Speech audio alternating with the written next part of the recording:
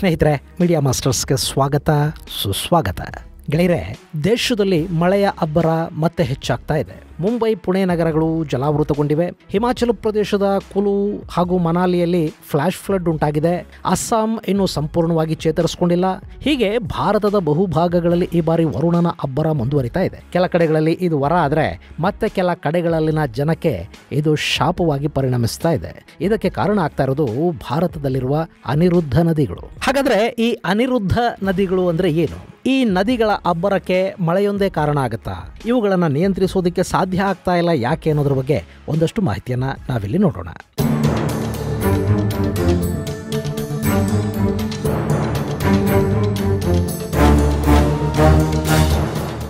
ಗೆಳೆಯರೆ, ದೇಶದಲ್ಲಿ ವರುಣನ ಅಬ್ಬರ ಮುಂದುವರೆದಿದೆ. ಮಹಾರಾಷ್ಟ್ರದಲ್ಲಿ ಬೀಳ್ತಾ ಇರೋ ಮಳೆಯಿಂದ ಪುಣೆ ಹಾಗೂ ಮುಂಬೈ ನಗರಗಳು ತತ್ತರಿಸಿ ಹೋಗಿವೆ. ಹಾಗೆಯೇ ಪಶ್ಚಿಮ ಘಟ್ಟದಲ್ಲಿ ಬೀಳ್ತಾ ಇರೋ ಮಳೆಯ ಕಾರಣದಿಂದ ಕೃಷ್ಣಾ ನದಿಯಲ್ಲಿನ ನೀರಿನ ಪ್ರಮಾಣ ದಿನದಿಂದ ದಿನಕ್ಕೆ ಹೆಚ್ಚಾಗ್ತಾ ಇದ್ದು 1,60,000 ಕ್ಯೂಸೆಕ್ನಷ್ಟು ನೀರು ಆಲಮಟ್ಟಿ ಅಣೆಕಟ್ಟೆಗೆ ಹರಿದು ಬರ್ತಾ ಇದೆ. ಹೀಗಾಗಿ ಡ್ಯಾಮ್ನ ಸೇಫ್ಟಿ ದೃಷ್ಟಿಯಿಂದ ಈಗಾಗಲೇ 2 ಲಕ್ಷ ಕ್ಯೂಸೆಕ್ಗೂ ಅಧಿಕ ಪ್ರಮಾಣದ ನೀರನ್ನ ಅಲ್ಲಿಂದ ಹೊರಬಿಡಲಾಗಿದೆ. ಇನ್ನು ತುಂಗಭದ್ರಾ ಜಲಾಶಯ ಕೂಡ ಪೂರ್ತಿ ಭರ್ತಿಯಾಗಿದ್ದು ಜಲಾಶಯಕ್ಕೆ ಒಟ್ಟು 87,000 ಕ್ಯೂಸೆಕ್ನಷ್ಟು ಒಳಹರಿವಿದೆ. 24,000 ಕ್ಯೂಸೆಕ್ನಷ್ಟು ನೀರನ್ನ ಹೊರಬಿಡಲಾಗ್ತಾ ಇದೆ. ಹಾಗೆಯೇ ಕೆಆರ್ಎಸ್ ಜಲಾಶಯ ಕೂಡ ತುಂಬಿದೆ. ಅಲ್ಲಿಂದ ಸದ್ಯಕ್ಕೆ 41,000 ಕ್ಯೂಸೆಕ್ನಷ್ಟು ನೀರನ್ನ ಹೊರಬಿಡ್ತಾ ಇದ್ದಾರೆ.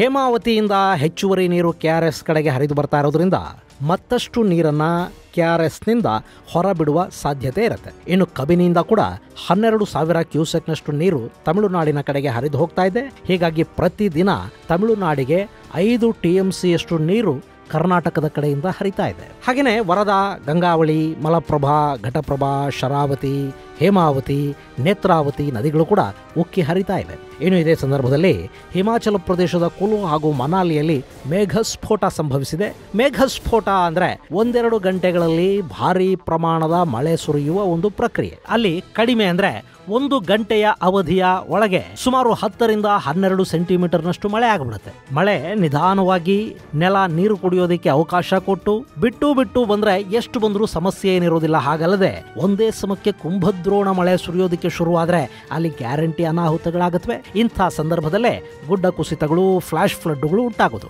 ಈಗ ಕುಲು ಮನಾಲಿಯಲ್ಲಿ ಆಗ್ತಾ ಇರೋದು ಇದೇ ತರದ ಘಟನೆ. ಅಲ್ಲಿ ಪರ್ವತದಿಂದ ಬರೀ ನೀರು ಮಾತ್ರ ಹರಿದು ಬರ್ತಾ ಇಲ್ಲ, ನೀರಿನ ರಭಸಕ್ಕೆ ದೊಡ್ಡ ಗಾತ್ರದ ಬಂಡೆಗಳು ರಸ್ತೆ ಮೇಲೆ ಬಂದು ನಿಂತಿವೆ. ಹೀಗಾಗಿ ನ್ಯಾಷನಲ್ ಹೈವೇ 3ರಲ್ಲಿ ಸಂಚಾರ ಸಂಪೂರ್ಣ ಸ್ಥಗಿತಗೊಂಡಿದೆ. ವಾಹನಗಳು ನಿಂತಲ್ಲೇ ನಿಂತಿವೆ. ಇನ್ನು ದೇಶದ ಬೇರೆ ಬೇರೆ ನಗರಗಳಲ್ಲಿ, ರಾಜ್ಯಗಳಲ್ಲಿ ಕೂಡ ಇದೇ ತರದ ಪರಿಸ್ಥಿತಿ ಕಂಡು ಬರ್ತಾ ಇದೆ. ಅಲ್ಲಿನ ಪ್ರವಾಹ ರಾಜ್ಯ ಹಾಗೂ ಕೇಂದ್ರ ಸರ್ಕಾರಗಳಿಗೆ ತಲೆನೋವನ್ನ ಉಂಟು ಮಾಡ್ತಾ ಇದೆ.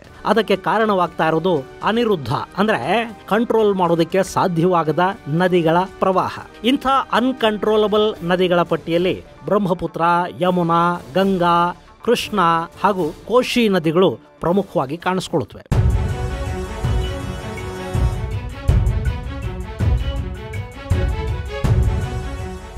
ಇಲ್ಲಿ ಮೊದಲನೇದಾಗಿ ಬ್ರಹ್ಮಪುತ್ರನ ಬಗ್ಗೆ ನಾವು ನೋಡೋದಾದ್ರೆ ಈಗಾಗಲೇ ಬ್ರಹ್ಮಪುತ್ರನ ಅಬ್ಬರಕ್ಕೆ 86 ಮಂದಿ ಮೃತಪಟ್ಟಿದ್ದಾರೆ.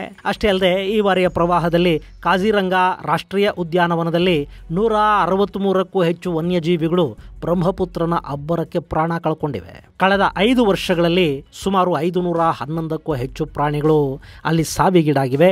ಇದು ಲೆಕ್ಕಕ್ಕೆ ಸಿಗ್ತಾ ಇರೋ ಸಂಖ್ಯೆ ಮಾತ್ರ.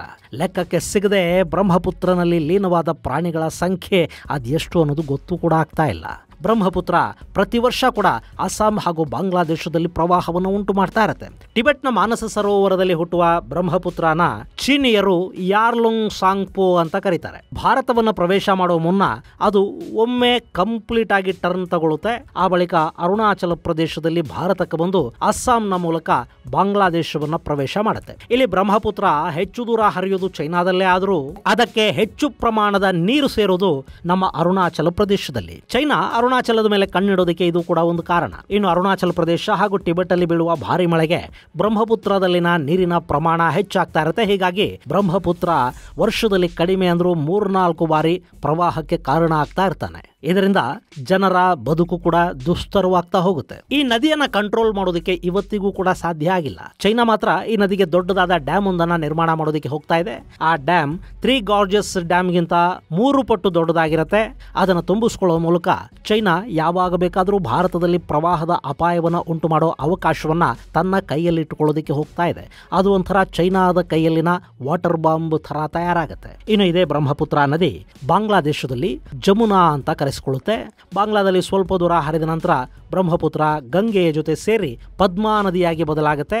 ಹೀಗೆ ಬಾಂಗ್ಲಾದಲ್ಲಿ ಪದ್ಮಾ ಆದ ನಂತರ ಅದು ಬಂಗಾಳ ಕೊಲ್ಲಿಯನ್ನು ಸೇರುತ್ತೆ. ಈ ಬ್ರಹ್ಮಪುತ್ರನ ಹರಿವು ಹೇಗಿರುತ್ತೆ ಅಂದ್ರೆ ಇಡೀ ಜಗತ್ತಲ್ಲಿ ಫ್ರೆಶ್ ವಾಟರ್ ಅನ್ನ ಸಮುದ್ರಕ್ಕೆ ತಲುಪಿಸುವ ಕೆಲವು ದೊಡ್ಡ ನದಿಗಳ ಪೈಕಿ ಇದು ಎರಡನೇ ನದಿ ಅನ್ನಿಸ್ಕೊಂಡಿದೆ. ಈ ಬ್ರಹ್ಮಪುತ್ರನ ಅಬ್ಬರ ಹೇಗಿದೆ ಅಂದ್ರೆ 2012ರಿಂದ 2024ರವರೆಗೆ ಸತತ ಪ್ರವಾಹಗಳುಂಟಾಗಿವೆ. ಅದರಲ್ಲಿ 2014 ಹಾಗೂ 2021ರಲ್ಲಿ ಪ್ರವಾಹ ಪರಿಸ್ಥಿತಿ ಸ್ವಲ್ಪ ಕಡಿಮೆ ಇತ್ತು ಅಂತ ಸಮಾಧಾನ ಪಟ್ಟುಕೋಬಹುದು ಅಷ್ಟೇ. ಇನ್ನು ಭಾರತದಲ್ಲಿ ಹೀಗೆ ಸಮಸ್ಯೆಯನ್ನು ಉಂಟು ಮಾಡುವ ಮತ್ತೊಂದು ನದಿ ಅಂದ್ರೆ ಅದು ಕೋಶಿ ನದಿ. ಇದನ್ನ ಬಿಹಾರದ ಕಣ್ಣೀರಿನ ನದಿ ಅಂತ ಕರೀತಾರೆ. ಈ ನದಿಲಿ ಯಾವಾಗ ಪ್ರವಾಹ ಉಂಟಾಗುತ್ತೆ ಅನ್ನೋದನ್ನ ಹೇಳೋದಕ್ಕೆ ಕೂಡ ಸಾಧ್ಯ ಆಗೋದಿಲ್ಲ. ಒಮ್ಮೆ ಈ ನದಿ ಉಕ್ಕಿ ಹರಿದ್ರೆ ಅಲ್ಲಿ 10 ಮಂದಿ ಜಲಸಮಾಧಿ ಆಗೋದು ಪಕ್ಕಾ ಅನ್ನೋದು ಬಿಹಾರದಲ್ಲಿನ ಜನರ ನಂಬಿಕೆ. ಟಿಬೆಟ್ನಲ್ಲಿ ಹುಟ್ಟಿ ನೇಪಾಳದಲ್ಲಿ ಹರಿದು ಭಾರತದ ಬಿಹಾರವನ್ನ ಸೇರುವ ಈ ಕೋಶಿ ನದಿ ಅಪಾರ ಪ್ರಮಾಣದ ಮಳೆ ನೀರನ್ನ ತನ್ನೊಟ್ಟಿಗೆ ಸೇರಿಸಿಕೊಳ್ಳುತ್ತೆ. ಹೀಗಾಗಿ ಈ ನದಿ ಸದಾಕಾಲ ಪ್ರವಾಹದ ಪರಿಸ್ಥಿತಿಯನ್ನ ಎದುರಿಸಲೇಬೇಕಾಗುತ್ತೆ.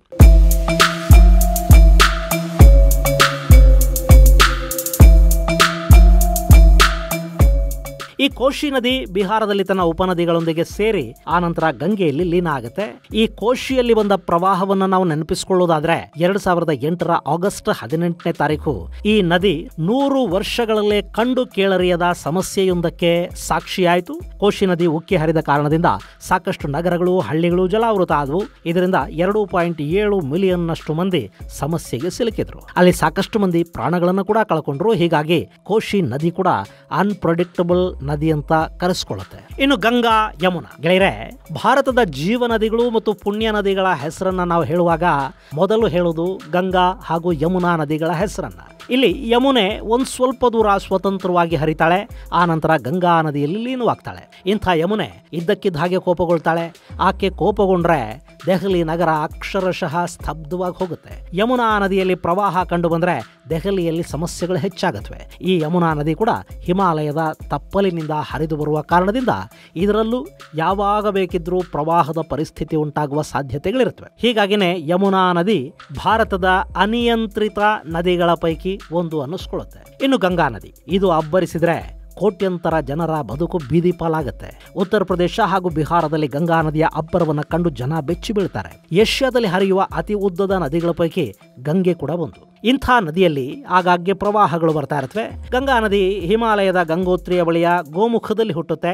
ಅಲ್ಲಿಂದ ದೇವಪ್ರಯಾಗದ ಬಳಿಯಲ್ಲಿ ಭಾಗೀರಥಿ ಹಾಗೂ ಅಲಕಾನಂದೆಯರ ಸಂಗಮದ ನಂತರ ಅದು ಗಂಗೆಯಾಗಿ ಹರಿಯುತ್ತೆ. ಗಂಗಾ ನದಿ ಉತ್ತರ ಪ್ರದೇಶ, ಬಿಹಾರ ಹಾಗೂ ಪಶ್ಚಿಮ ಬಂಗಾಳಗಳಲ್ಲಿ ಹರಿಯುತ್ತೆ. ಹಾಗೇನೆ ಈ ನದಿಯ ಅರ್ಧ ಭಾಗ ಬಾಂಗ್ಲಾದೇಶವನ್ನು ತಲುಪುತ್ತೆ. ಬಾಂಗ್ಲಾದೇಶಕ್ಕೆ ಹೋದ ನಂತರ ಗಂಗೆ ಪದ್ಮಾ ನದಿಯಾಗಿ ಬದಲಾಗ್ತಾಳೆ. ಆ ಬಳಿಕ ಬ್ರಹ್ಮಪುತ್ರನ ಜೊತೆ ಸೇರಿ ಸಮುದ್ರದ ಒಡಲನ್ನು ತಲುಪ್ತಾಳೆ. ಈ ಗಂಗಾ ಮತ್ತು ಬ್ರಹ್ಮಪುತ್ರ ನದಿಗಳು ಸಮುದ್ರಕ್ಕೆ ಸಿಹಿ ನೀರನ್ನ ಸೇರಿಸುವ ಜಗತ್ತಿನ 2ನೇ ಅತಿ ದೊಡ್ಡ ನದಿಗಳು ಅಂತ ಗುರುತಿಸಿಕೊಳ್ಳುತ್ತವೆ. ಮೊದಲನೇ ಸ್ಥಾನದಲ್ಲಿ ಅಮೆಜಾನ್ ನದಿ ಇದೆ. ಇಂಥ ಗಂಗೆಯಲ್ಲಿ ಕೂಡ ಯಾವಾಗ ಬೇಕಾದರೂ ಪ್ರವಾಹ ಉಂಟಾಗುವ ಸಾಧ್ಯತೆ ಇದೆ. ಈ ಪ್ರವಾಹವನ್ನು ಕಂಟ್ರೋಲ್ ಮಾಡೋದಕ್ಕೆ ಸಾಧ್ಯ ಆಗೋದಿಲ್ಲ. ಗಂಗೆ ಹೇಗೆ ಜೀವನದಿ ಅಂತ ಗುರುತಿಸಿಕೊಳ್ತಾ ಇದ್ದಾಳೋ ಹಾಗೆ ಅತಿ ಹೆಚ್ಚು ಪ್ರವಾಹ ಪೀಡಿತ ನದಿಯಾಗಿ ಕೂಡ ಗುರುತಿಸಿಕೊಳ್ತಾಳೆ.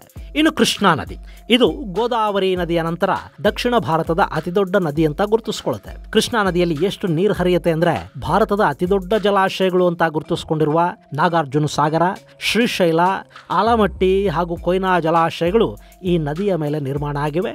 ಇಲ್ಲಿ ನಾಗಾರ್ಜುನ ಸಾಗರದಲ್ಲಿ 404 TMC, ಶ್ರೀಶೈಲದಲ್ಲಿ 216 TMC, ಆಲಮಟ್ಟಿಯಲ್ಲಿ 123 ಹಾಗೂ ಕೊಯ್ನಾದಲ್ಲಿ 105 TMC ಯಷ್ಟು ನೀರನ್ನ ಸ್ಟಾಕ್ ಮಾಡೋದಕ್ಕೆ ಸಾಧ್ಯ ಆಗುತ್ತೆ. ಅಲ್ಲಿಗೆ ಈ 4 ಜಲಾಶಯಗಳಿಂದಲೇ ಸರಿಸುಮಾರು 848 TMC ಯಷ್ಟು ನೀರು ಸಂಗ್ರಹ ಆಗುತ್ತೆ. ಪ್ರತಿ ವರ್ಷ ಕೃಷ್ಣಾ ನದಿ ಮಹಾರಾಷ್ಟ್ರ ಹಾಗೂ ಕರ್ನಾಟಕದ ಹಲಭಾಗಗಳಲ್ಲಿ ಪ್ರವಾಹಕ್ಕೆ ಕಾರಣ ಆಗ್ತಾ ಇರತ್ತೆ. ಈ ನದಿ ಯಾವಾಗ ಉಕ್ಕಿ ಹರಿಯುತ್ತೆ ಅನ್ನೋದನ್ನ ಹೇಳೋದಕ್ಕೆ ಕೂಡ ಸಾಧ್ಯ ಆಗೋದಿಲ್ಲ. ಮಹಾರಾಷ್ಟ್ರದಲ್ಲೆಲ್ಲೋ ಮಳೆ ಆದ್ರೆ ಅಲ್ಲಿನ ಡ್ಯಾಮ್ಗಳ ಗೇಟ್ಗಳನ್ನ ತೆಗಿತಾರೆ. ಅದರ ಪರಿಣಾಮ ಕರ್ನಾಟಕದಲ್ಲಿ ಪ್ರವಾಹ ಉಂಟಾಗುತ್ತೆ. ಇದು ಕೂಡ ಒಂಥರ ಅನ್ಕಂಟ್ರೋಲಬಲ್ ನದಿನೇ.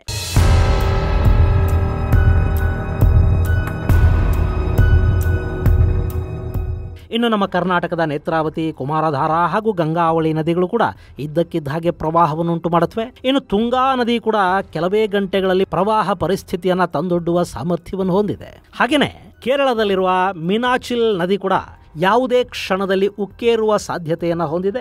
ಈ ನದಿಗಳೆಲ್ಲ ಪಶ್ಚಿಮ ಘಟ್ಟದಲ್ಲಿ ಹುಟ್ಟಿ ಹರಿಯೋದ್ರಿಂದ ಘಟ್ಟ ಪ್ರದೇಶದಲ್ಲಿ ಮಳೆಯಾದರೆ ಇವುಗಳಲ್ಲಿ ಪ್ರವಾಹ ಹಾಗೂ ಫ್ಲಾಶ್ ಫ್ಲಡ್ಡುಗಳುಂಟಾಗುತ್ತವೆ. ಹೀಗಾಗಿನೇ ಇವುಗಳನ್ನು ಭಾರತದ ಅನಿಯಂತ್ರಿತ ನದಿಗಳ ಪಟ್ಟಿಗೆ ಸೇರಿಸಲಾಗಿದೆ. ಹಾಗೆ ನೋಡಿದರೆ ಈ ಎಲ್ಲ ನದಿಗಳು ಭಾರತದ ಮಟ್ಟಿಗೆ ಜೀವ ನದಿಗಳೇ ಆದರೂ ಕೆಲವೊಮ್ಮೆ ಇವುಗಳ ಅಬ್ಬರ ಮನುಷ್ಯ ಹಾಗೂ ಪ್ರಾಣಿಗಳ ಜೀವಕ್ಕೆ ಸಂಚಕಾರವನ್ನು ತಂದೊಡ್ಡಿ ಬಿಡುತ್ತೆ. ಇನ್ನು ಈ ಪ್ರವಾಹಗಳನ್ನು ನಿಯಂತ್ರಿಸೋದಕ್ಕೆ ಸಾಧ್ಯನೇ ಆಗೋದಿಲ್ವಾ? ಅದಕ್ಕಿರೋ ದಾರಿ ಅಂದರೆ ಒಂದು, ನದಿಗಳ ನೀರನ್ನು ಸಂಗ್ರಹಿಸೋದಕ್ಕೆ ಇನ್ನಷ್ಟು ವ್ಯವಸ್ಥೆಗಳನ್ನು ಹೆಚ್ಚು ಮಾಡಿಕೊಳ್ಳೋದು, ಅಂದರೆ ಡ್ಯಾಮುಗಳ ಸಂಖ್ಯೆಯನ್ನು ಹೆಚ್ಚು ಮಾಡೋದು, ನದಿಗಳ ಜೋಡಣೆ ಮಾಡುವ ಮೂಲಕ ಬೇರೆ ಬೇರೆ ಕಡೆಗಳಲ್ಲಿ ನೀರು ಸಂಗ್ರಹಕ್ಕೆ ದಾರಿಗಳನ್ನು ಹುಡುಕೋದು ಒಂದಾದರೆ, ಎರಡನೆಯದ್ದು ಈ ನದಿಗಳ ಪಕ್ಕದಲ್ಲಿ ಪ್ಯಾರಲಲ್ ಕಾಲುವೆಗಳನ್ನು ನಿರ್ಮಾಣ ಮಾಡೋದು, ನದಿ ಪಾತ್ರದ ಅತಿಕ್ರಮಣ ಆಗದ ಹಾಗೆ ತಡೆಯೋದು. ಇಲ್ಲಿ ಪ್ಯಾರಲಲ್ ಕಾಲುವೆಗಳು ನಿರ್ಮಾಣ ಆದರೆ ಪ್ರವಾಹ ಪರಿಸ್ಥಿತಿಯಲ್ಲಿ ನೀರು ಈ ಕಾಲುವೆಗಳನ್ನು ಸೇರುತ್ತೆ. ಹೀಗಾಗಿ ಭಾರಿ ಮಟ್ಟದ ಅನಾಹುತಗಳು ತಪ್ಪುವ ಸಾಧ್ಯತೆಗಳಿಲ್ಲಿರುತ್ತವೆ. ಆದರೆ ಭಾರತದಲ್ಲಿ ಇದು ಸಾಧ್ಯವಾಗೋದು ಕಷ್ಟ. ಯಾಕೆಂದ್ರೆ ಈಗಾಗಲೇ ನಾವು ನದಿಗಳ ದಡಗಳನ್ನು ಕೂಡ ಬಿಡದೆ ಆಕ್ರಮಿಸಿಕೊಂಡು ಬಿಟ್ಟಿದ್ದೀವಿ. ಸಾಕಷ್ಟು ಕಡೆಗಳಲ್ಲಿ ನಮ್ಮ ಅತಿಕ್ರಮಣಕ್ಕೆ ನದಿಗಳು ಕೂಡ ತಮ್ಮ ಗಾತ್ರವನ್ನು ಚಿಕ್ಕದು ಮಾಡಿಕೊಂಡಿವೆ. ಹೀಗಾಗಿ ಪ್ಯಾರಲಲ್ ಕಾಲುವೆ ಅನ್ನೋದು ಸಾಧ್ಯವಾಗದ ಮಾತು. ಇನ್ನು ನದಿಗಳನ್ನು ಜೋಡಿಸುವ, ನದಿ ಪಾತ್ರದಲ್ಲಿ ನೀರು ಸಂಗ್ರಹದ ವ್ಯವಸ್ಥೆಯನ್ನು ಹೆಚ್ಚು ಮಾಡಿಕೊಳ್ಳುವ ಬಗ್ಗೆ ಸರ್ಕಾರ ಯೋಚಿಸಬಹುದು. ಇನ್ನು ಈ ಪ್ರವಾಹಗಳಿವೆ ನೋಡಿ, ಇವು ಯಾವ ಅಭಿವೃದ್ಧಿ ಹೊಂದಿದ ಶ್ರೀಮಂತ ಅಂತ ಹೇಳಿಕೊಳ್ಳುವ ದೇಶಗಳನ್ನು ಕೂಡ ಬಿಟ್ಟಿಲ್ಲ.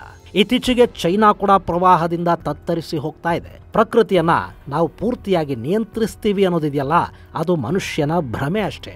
ಆದರೆ ಹೆಚ್ಚು ಅನಾಹುತಗಳಾಗದ ಹಾಗೆ ಒಂದಷ್ಟು ಎಚ್ಚರಿಕೆಗಳಿಗೆ ಮಾತ್ರ ಇಲ್ಲಿ ಅವಕಾಶ ಇದ್ದೇ ಇರುತ್ತೆ. ಇದು ಗೆಳೆಯರೆ ಭಾರತದಲ್ಲಿರುವ ಅನಿಯಂತ್ರಿತ ನದಿಗಳ ಕುರಿತಾದ ಒಂದಷ್ಟು ಮಾಹಿತಿ. ಮುಂದಿನ ಸಂಚಿಕೆಯಲ್ಲಿ ಮತ್ತಷ್ಟು ವಿಶೇಷಗಳ ಜೊತೆ ಮತ್ತೆ ಭೇಟಿಯಾಗೋಣ. ಅಲ್ಲಿವರೆಗೆ ಜೈ ಹಿಂದ್, ಜೈ ಕರ್ನಾಟಕ.